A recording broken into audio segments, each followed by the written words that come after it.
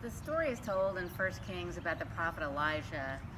He'd had a very successful encounter with the prophets of Baal, and he won the contest, but he went a little overboard, and in doing so, his life became endangered.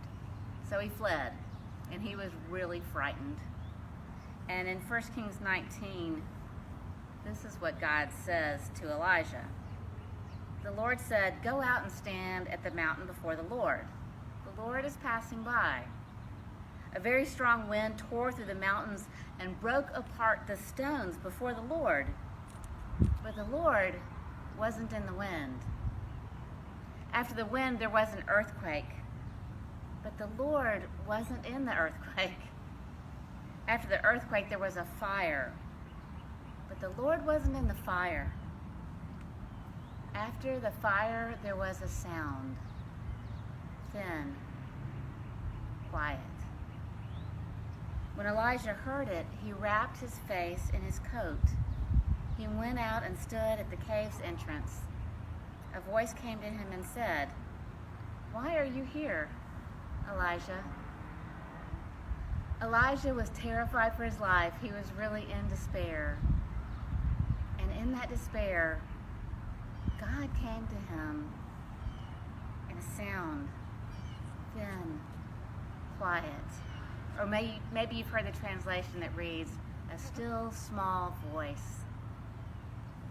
How might we listen for God even in a season of despair and fear? How might we encounter God in a sound, thin, quiet? In one of his poems, the farmer poet Wendell Berry talks about this too, about this thin, quiet place. So this is his poem, "The Peace of Wild Things." When despair grows in me, and I wake in the night at the least sound, in fear of what my life and my children's lives may be, I go and lie down where the wood drake rests in his beauty on the water, and the great heron feeds. I come into the peace of wild things who do not tax their lives with forethought of grief. I come into the presence of still water, and I feel above me the day-blind stars waiting for their light. For a time, I rest in the grace of the world and am free. I do hope and pray that in this season, you will find places where you can rest in the grace of the world, God's world, and that you may be free. And I pray this rest for you this night and in all the nights to come. Amen.